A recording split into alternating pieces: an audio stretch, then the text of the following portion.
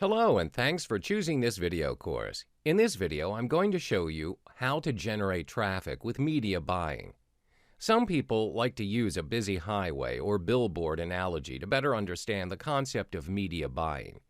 The ad networks represent the billboard space. The billboards represent the ad space, and the sites they're featured on act as the busy highways. Think of the media buyer as a trader buying low and selling high, but with ads instead of stocks. He looks for the best ad placements and aims to monetize the traffic with the highest paying ad programs. The more expensive the spot, the greater likelihood your ad will be seen by more people.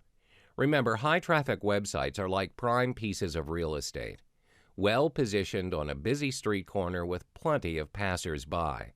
A lot of publishers and advertisers are in fact media buyers themselves. If by chance they're not, they'll sure want to collaborate with one. Without further ado, let's get started.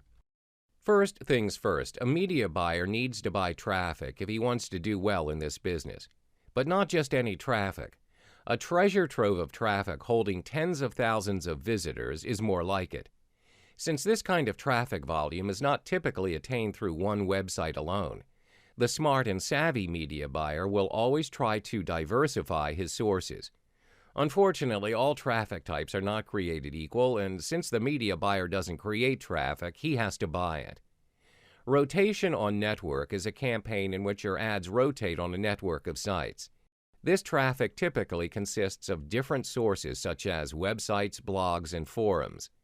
All these traffic sources in turn creates the RON. However, a RON can mask top-converting or rubbish traffic. Therefore, take a closer look at domain names ending in .tk and traffic coming from any unindustrialized countries because they usually don't convert well. In some cases, some of the great networks allow you to backlist or, in some much rarer cases, whitelist some of their RON traffic. On the other hand, remnant traffic is a traffic at a discount. Essentially, it's the leftovers, and this is the reason why it's sold at such bargain prices. But you know the saying, leftovers of others make a feast for some. The harder to convert traffic of industry players may actually become your benefit if you have a decent geo-targeting strategy. Now that we have seen what you can buy, now is the time for who you can buy. The ad network is a player in the industry. It's the company that serves as a bridging point, as traffic broker connecting buyers and sellers alike.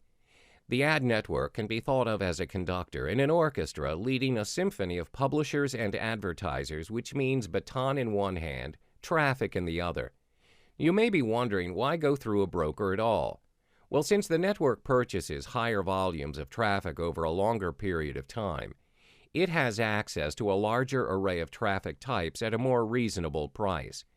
It's always better to get your feet wet in something new once you have a basic understanding of what's to be done. In this case, ad networks make traffic buying simpler. They make traffic buying for the beginner easy to do, and they tend to offer support if you run into trouble along the way.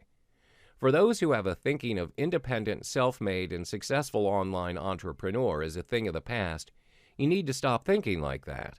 There are still a lot of site owners out there that won't sell their ad space to networks.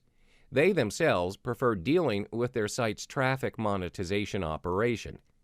The lone webmaster might look like an ant compared to the big, powerful ad networks out there, but when you put a bunch of ants together, they build wonders. The art of media buying is not something that's assessed by a panel of has-beens on a cheesy talent show you'd find on television. It's measured by the ability to make cold and hard cash. Let's start at the beginning. In the same way that the media buyer doesn't generate traffic on his own, it should be noted that he doesn't create content either. It's never been more important to find great products to market to your traffic. Ever heard the phrase, you can catch more flies with honey than with vinegar? Well, you can certainly apply this phrase to media buying and traffic monetization as a whole. Once you have found the most suitable offer, get in touch with the provider and check to see if you can become an affiliate.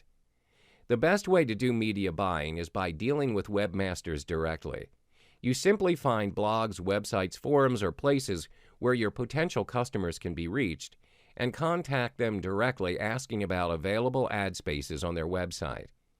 In this way, you can be super selective with who you contact and choose to only advertise on highly targeted websites with local traffic that's good for your business. The media buyer's language revolves around two things: efficiency metrics and profit.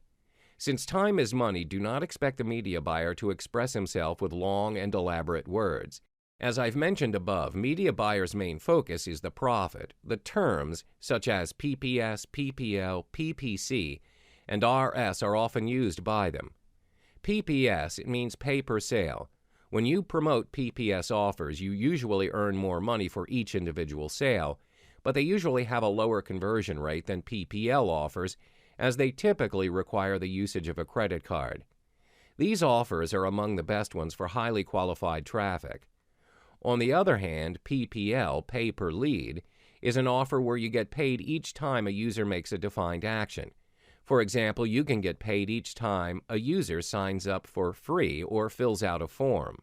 PPC, which is pay per click, means that you get paid each time a user clicks on an ad or the sponsored link.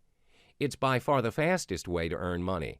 However, the amount you earn per click is among the lowest gains you will probably see in this market.